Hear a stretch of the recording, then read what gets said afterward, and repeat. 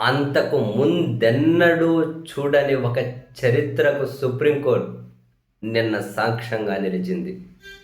స్వయాన ఒక రాష్ట్ర ముఖ్యమంత్రి, ఒక న్యాయవాదిగా సుప్రీంకోర్టు ప్రధాన న్యాయమూర్తి నేతృత్వంలోని ముగ్గురు సభ్యుల ధర్మాసనం ముందు పశ్చిమ బెంగాల్ ముఖ్యమంత్రి మమతా బెనర్జీ గారు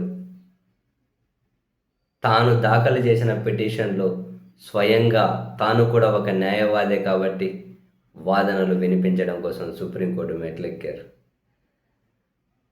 స్వయాన ఒక రాష్ట్ర ముఖ్యమంత్రి వాదనలు వినిపించేకి వస్తుండేసరికి సీనియర్ న్యాయవాదులు, వేరే కక్షిదారులు, పిటిషనర్లు, లాయర్లు మొత్తం అసలు సుప్రీంకోర్టులో ఎగబడిపోయారు. సుప్రీంకోర్టు సో తన వాదనలు వినిపించే ముందు మమతా బెనర్జీ గారు, నాకు 5 నిమిషాలు సమయం ఇవ్వండి చాలు, ఎన్నికల ప్రక్రియను ఎస్ఐఆర్ పేరుతో ఏ విధంగా ఎలక్షన్ కమిషన్ అపహాస్యం చేస్తుందో, ప్రజాస్వామ్యం మీద ఎస్ఐఆర్ ఒక బుల్డోజర్లా పనిచేస్తుందో, కేవలం ఒక రాజకీయ పార్టీకి మేలు చేయడం కోసం ఏ విధంగా ప్రజాస్వామ్యాన్ని ఇది హరించివేస్తుందో 5 నిమిషాలు టైం ఇస్తే అన్ని నిజాలను మీ ముందుకు తీసుకొస్తాను అన్న మమతా బెనర్జీ గారి విజ్ఞప్తికి చీఫ్ జస్టిస్ నేతృత్వంలోని త్రిసభ్య ధర్మాసనం 15 నిమిషాలు టైం తీసుకోండి మమతా అని ఊహించని రీతిలో అనూహ్యంగా 15 నిమిషాలు టైం ఇచ్చారు మమతా బెనర్జీ గారికి. చాలా అద్భుతమైన వాదనలు. మామూలుగా ఎస్ఐఆర్ ప్రక్రియ పూర్తి కావాలి అంటే కనీసం 3 సంవత్సరాలు టైం పడుతుంది. కానీ వీళ్ళు 3 నెలల్లో ఎందుకు ముగించాలనుకుంటున్నారు? ఎందుకు ఇంత తొందరపడుతూ ఉన్నారు? కేవలం ఎన్నికలు ఉన్న రాష్ట్రాలనే ఎందుకు వీళ్ళు టార్గెట్ చేస్తూ ఉన్నారు? ఇప్పుడు పశ్చిమ బెంగాల్లో ఎన్నికలు రాబోతూ ఉన్నాయి కాబట్టి పశ్చిమ బెంగాల్ను టార్గెట్ చేసి 3 నెలల్లోనే ఈ ప్రక్రియ ముగించాలి అని చెప్పి తొందరపడుతూ, అది కూడా అక్కడ కీలకమైన వ్యవసాయ సెషన్ ఉంది, వ్యవసాయ సీజన్ ఉంది, కీలకమైన పండుగలు ఉన్నాయి. ఆ సమయంలోనే వీళ్ళు వచ్చి చిన్న చిన్న మైనర్ కారణాలను కూడా చూపించుకుంటూ వాళ్లకు కావాల్సిన ఓట్లను తొలగించేసుకుంటూ ఉన్నారు. ఇంగ్లీష్ పేర్లలో స్పెల్లింగ్ మిస్టేక్లు ఉన్నా కూడా తొలగిస్తున్నారు అని అన్ని ఆధారాలు మేము ముందున్నాయి. ఇంగ్లీష్ పేర్లలో స్పెల్లింగ్ మిస్టేక్లు ఉన్నా కూడా తొలగిస్తున్నారు అని. అప్పుడు సుప్రీంకోర్టు ధర్మాసనం కూడా స్పందించి, అసలు ఇంగ్లీష్ అంటేనే తప్పులు కదా, ఇంగ్లీష్ పేర్లు అంటేనే తప్పులమయం కదా అని ఒక బెంగాల్ కవితను కూడా సుప్రీంకోర్టు ధర్మాసనం ఓటంకి ఇచ్చింది. అలా ఉన్నా కూడా ఎలా తొలగిస్తారు అని. వీళ్ళ ఎలక్షన్ కమిషన్ వాట్సాప్ కమిషన్ అయిపోయింది. ఉన్నతాధికారులకు కూడా ఎలక్షన్ కమిషన్ వాట్సాప్లో మెసేజ్లు పంపించి ఏం చేయాలో చెబుతూ ఉన్నారు. ఇంత దారుణంగా వ్యవస్థలు పనిచేస్తే ఎలా?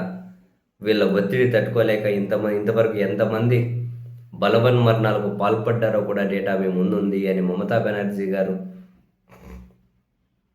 వాదన వినిపించినప్పుడు ఎలక్షన్ కమిషన్ తరపున సీనియర్ న్యాయవాది రాకేష్ ద్వివేది అడ్డు తగులుతూ, మమతా బెనర్జీ 80 మంది గ్రేడ్ 2 అధికారులను ఎఫిషియెంట్ కాని వాళ్ళను మాకు ఇచ్చారు అని చెప్పి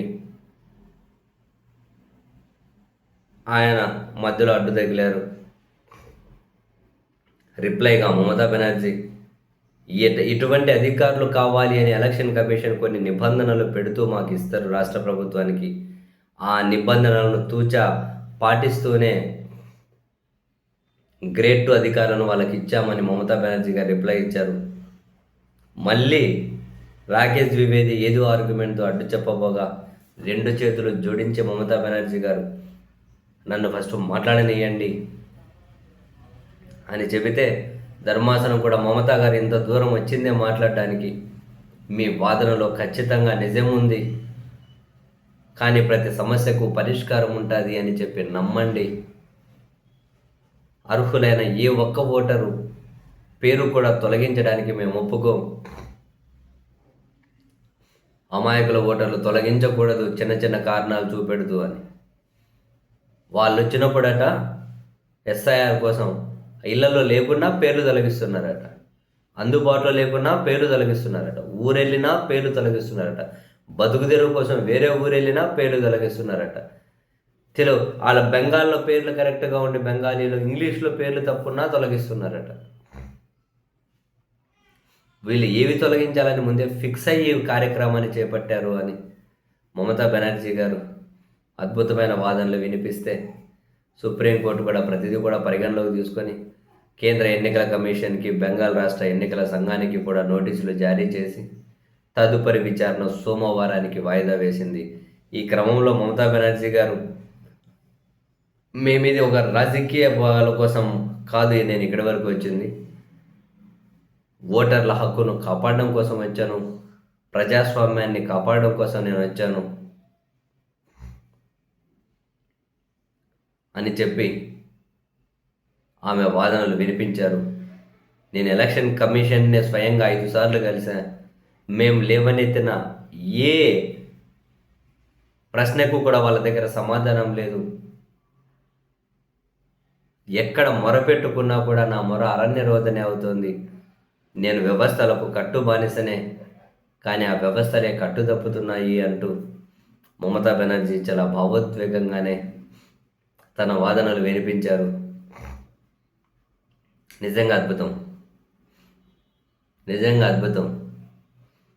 న్యాయస్థానాల్లో ఫైట్ చేసిన పార్టీలను చూసాం,